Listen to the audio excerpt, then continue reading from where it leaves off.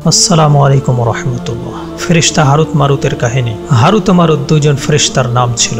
নবী সুলাইমান আলাইহিস সালামের সময় ওই দুইজন ফেরেশতা বাবেল শহরে অবতীর্ণ করেছিলেন। হারুত মারুত কিছু লোককে জাদু শিখিয়েছিলেন। শেখানোর তাদের শর্ত ছিল সেই জাদু কারো ওপর প্রয়োগ করা যাবে না, আর জাদুবিদ্যা যে আসলে মন্দ সবাইকে এটা শেখানোর জন্যই তারা এসেছিলেন। নবীরা মুজিজা শেখান, আর মুজিজা কোনো জাদু নয়। কোরআনে সূরা বাকারায় আছে, আর সুলাইমানের রাজত্বে শয়তানেরা যা তাওরাত তারা সাবাবাসীরা তা মেনে চলত।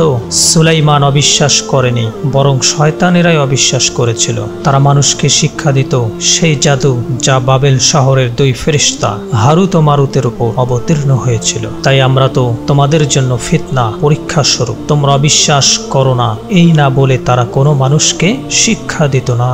এ দুজনের কাছ থেকে তারা এখন বিষয়ে শিক্ষা করত। এমন একটি বিষয়ে তারা শিক্ষা করত যা স্বামী স্ত্রীর মধ্যে বিচ্ছেদ ঘটাতে পারত।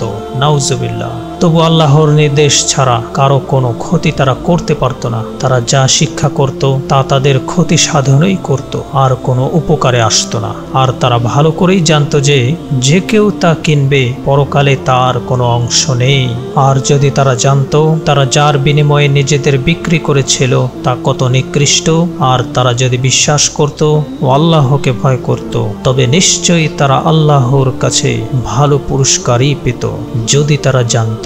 সূরা বাকারা আয়াত 102-3। প্রিয় বন্ধুরা, ইবনে কাসির তাফসির লিখতে গিয়ে মন্তব্য করেন, এ ঘটনাগুলো সম্ভবত ইসরায়েলি কাহিনী থেকে এসেছে। পাপ কবিতায় কবি কাজী নজরুল ইসলাম বলেছিলেন, কহিলেন বিভু তোমাদের মাঝে শ্রেষ্ঠ যে দুইজন, যাক পৃথিবীতে দেখুক কি ঘোর ধরনের প্রলোভন।